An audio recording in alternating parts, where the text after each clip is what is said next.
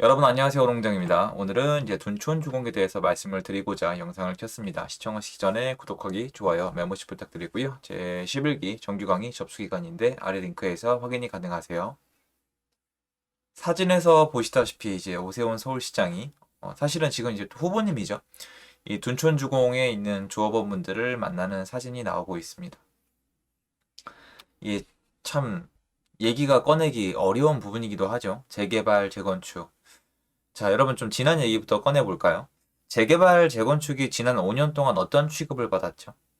전 이 얘기는 하고 넘어가고 싶습니다. 아마 다들 잊으신 것 같기도 하고, 지금 둔촌주공 문제랑 굉장히 분리해서 보려고 하시는 것 같은데, 분리하면 안 됩니다. 하나의 문제이기 때문에 한 카테고리 안에서 해결해야 됩니다. 우리는 지난 5년 동안 재개발, 재건축을 마치 어떤 투기의 원본, 부동산 시장 상승의 어떤 한 원동력, 그리고 투기꾼들이 가장 좋아하는 상품이라고 취급을 했습니다. 아니라고 할 수 있는 분 계실까요? 왜냐면 규제란 규제는 다 들어갔죠. 그죠? 제초안에다가 분양가 상한제에다가 실거주 조건에다가 실거주 조건은 또 없앴죠. 그래서 전세를 놓기도 힘들게 하고 또 대출도 안 해주고 그리고 분양가를 마음대로 하지도 못하게 하고 또 나중에 다시 입주한 다음에 가격이 많이 올라가면은 돈을 또 뺏어갔죠. 근데 문제가 뭐냐면 보시다시피 조합원 분들이 전부 다 돈이 많은 분들이 아니에요. 지금 보면은 대출 이자를 계속 내셔야 되는 분들이 많은데 이분들은 연금을 받는 분들도 많습니다. 나이가 많기 때문에.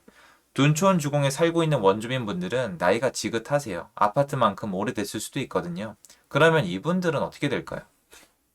이분들은 마침 거기 살고 있다가 재건축이 돼야 해요. 왜냐면 이 40년 가까이 된 아파트에서 살아보신 분들은 거의 다 동감을 하겠지만 음마 아파트 예로 들면 되죠. 음마 아파트 위치가 참 좋죠. 대치동에 있고 교육도 시킬 수 있고 이웃들 커뮤니티도 뭐 나름 잘 돼 있고 굉장히 좋은데 아파트 자체만 놓고 봤을 때 안 불편하세요? 혹시 살고 계신 분들? 불편하죠. 재건축이 정말 필요합니다.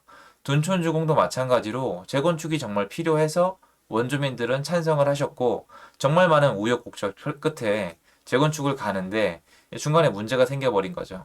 그런데 이 문제가 생긴 이유가 뭔지에 대해서 사람들은 자꾸 대답을 회피하고 있습니다.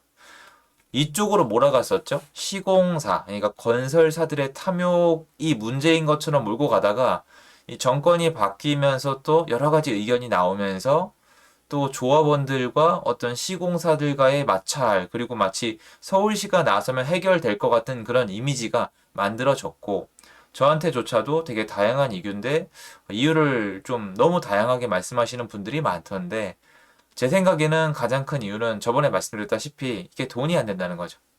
그러니까 돈이 아예 안 된다는 게 아니고요. 돈이 확 줄어들었잖아요. 이, 이 재건축, 재개발 사업의 키포인트는 신규 분양 물량을 얼마나 비싸게 팔아먹냐거든요. 근데 여러분, 이제 일단 이게 나쁘게 들리세요? 이게 나쁘게 들리면 안 돼요. 재개발, 재건축이 잘 갈 수 있는 가장 큰 이유는 신규 분양 물량이 많고, 신규 분양 물량을 비싸게 팔아서 기존 조합원들이 돈을 많이 벌어서 이 추가 분담금을 잘 내고 시공사는 잘 지어서 빨리빨리 짓고 돈 받고 빠지는 구조로 가야 됩니다. 그리고 이게 얼마나 지금 왜곡되어 있는지 말씀을 드릴게요. 첫 번째로 이렇게 하면은 조합원들은 돈을 벌어요.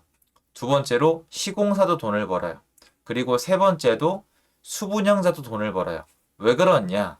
수분양자는 싸지 않으면 분양을 받지 않습니다. 하락기나 아니면은 가격이 너무 비싸면 미분양이 납니다. 결론적으로 조합원, 시공사, 수분양자 전부 다 돈을 벌어요. 그럼 이게 나쁘게 들리시면은 이걸 아셔야 돼요. 이게 안 되면 재건축이 못 가요. 지금 못 가는 현장 되게 많습니다. 재개발도 마찬가지고 재건축도 마찬가지고 이 현장은 돈이 안 되면 못 가요. 다시 얘기해서 이게 나쁘다는 이유로 돈을 못 벌게 하면 쉽게 얘기해서 이 건축 사업이 제대로 못 갑니다. 지금 이런 현상이 벌어지고 있는데 우리 둔촌주공 사태가 이렇게 언론 이슈를 타기 전까지 뭐라고 했습니까? 거짓말하지 마라. 돈을 재초안을 하고 분양가 상한제를 해도 너네 벌 거 다 벌지 않냐? 100억 벌 거를 80억 버는 거 아니냐? 80억 벌 거를 50억 버는 거 아니냐? 징징거리지 말라가 원래 언론의 분위기였고요. 우리가 몇 개월 동안 시간이 지나면서 까먹으신 거예요. 근데 보세요. 정말 공사 현장 중지가 나죠. 누가 봐도 둔촌주공은 돈이 되는 현장이라고 얘기할 수 있을 거예요. 건설사에서 종사하신 분들도 일단 돈이 되는 현장이라고 다 말씀을 드렸기에 대형 컨소시엄으로 들어와서 시공을 맡았죠. 하지만 지금은 크레인 타워를 아시겠지만 이렇게 분리하고 있거든요.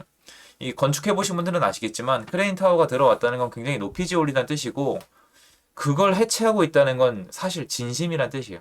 정말 진심으로 빠지겠다는 겁니다. 그리고 유치권 행사조 들었고, 유치권 현수막을 걸었다는 건 본인 시공사들 이름에 어떻게 보면은 먹칠을 하는 거기도 하거든요. 이미지가 있기도 한데 요새 중요하잖아요.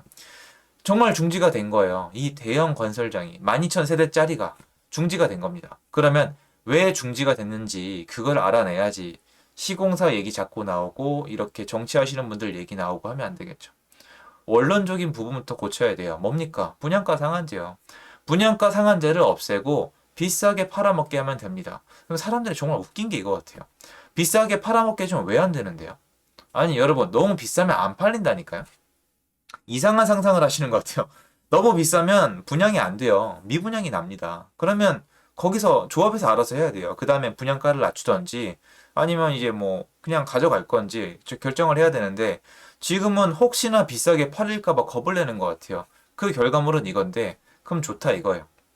정말 만나보시면 선량한 조합원들 많아요. 그리고 투자로 들어가신 분들도 많은데 이것도 말씀을 드릴게요. 어떤 단지는 기존에 있던 원주민분들이 추가 분담금을 내기가 어렵기 때문에 투자자들이 손바뀜이 충분히 돼야지 진행이 되는 재개발 재건축 현장도 많아요. 왜? 추가 분담금이 나올 건데 원주민분들은 연금 타시는 분들이 추가 분담금을 어떻게 냅니까? 그럼 그분들 덕에 사업이 가는 것도 있는 거예요. 다 나쁘게 들리시는 거 알아요. 그러면 이게 문제죠. 지금 둔촌주공 이슈가 된 이유 중에 가장 큰 것 중에 하나 뭐냐면 2023년도 하반기에 서울의 주요 입주 물량 중에서 얘네가 거의 절반을 차지하고 있었는데 얘네가 나가리가 난 거거든요. 그러면 서울 입주 물량에 치명타를 입힐 겁니다. 왜냐면 굉장히 주요한 입지잖아요. 그러니까 얘네가 이렇게 됨으로써 앞으로 서울의 입주 물량이 점점 더 위축이 될 건데, 둔촌 주공의 문제로 끝나는 게 아니라 인근의 재개발 재건축 그리고 신축 현장에 다 영향을 미칠 겁니다. 왜냐면 제가 지금 기사는 안 띄웠지만 많은 현장, 시공 현장이 재개발 재건축 이 정비 사업 설명회나 아니면 사업 참여 이 희망이 요새 없어요.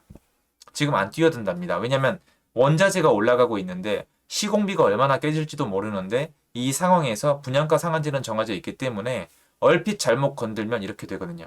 여러분 설마 여기 지금 시공사들이 이 컨소시엄한 대형 시공사들이 여기서 빠지면서 적자가 날 걸 모를까요? 이거 마이너스 납니다. 잘못하면.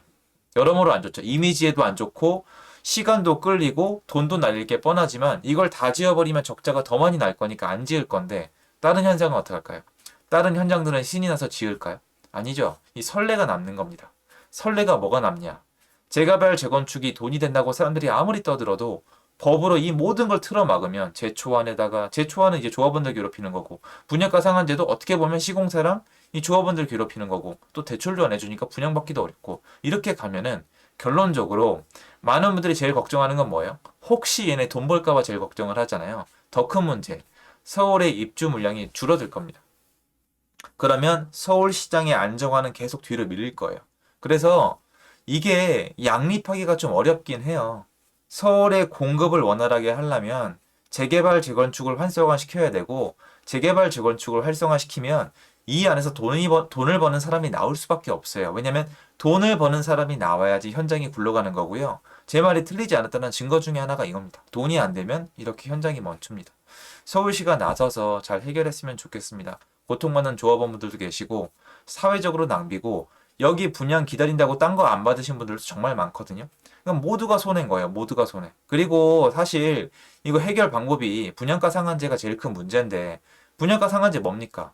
수분양자한테 로또를 주는 거잖아요. 수분양자한테 로또를 주지 말고 걔네가 먹을 돈을 시공사한테 좀만 나눠주는 구조로 가면은 이거 다 그냥 갑니다. 그런데 이거를 놔두고 계속 돌고 돌아서 인근에 있는 어떤 건축 현장에까지 안 좋은 영향을 미치고 있는 모습이 굉장히 사회적으로 많은 낭비라고 생각을 합니다.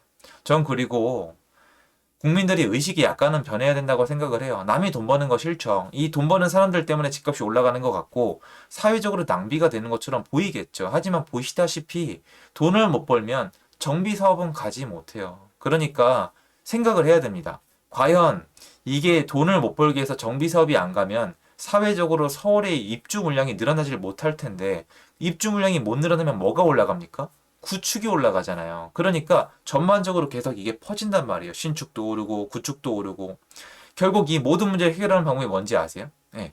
애시당초 공급이 많아서 수급이 맞았으면은 얘네 현장 하나 못 가도 상관이 없습니다. 그런데 얘네 현장 하나 못 가면서 계속 연달아 못 가면은 전체 수급이 더 망가진단 말입니다. 그래서 지금 우리가 볼 거는 조합원이나 시공사나 수분양자가 돈을 벌까 말까 이걸 걱정할 때가 아니라 이렇게 사회적으로 서울의 공급이 원활하게 될지에 대해서 잘 지켜보셔야 됩니다. 거꾸로 보셔야 돼요. 서울의 공급이 제대로 될 것 같으면 시장 안정화가 빨라질 것이고 지금 안정화 아닙니다. 이런 식으로 계속 서울에 입주 제대로 공급 제대로 못하면은 이건 뒤로 계속 밀릴 겁니다. 이건 알고 시장을 지켜보셨으면 좋겠습니다. 도움되었으면 좋겠고요. 제 영상은 여기까지입니다. 감사합니다.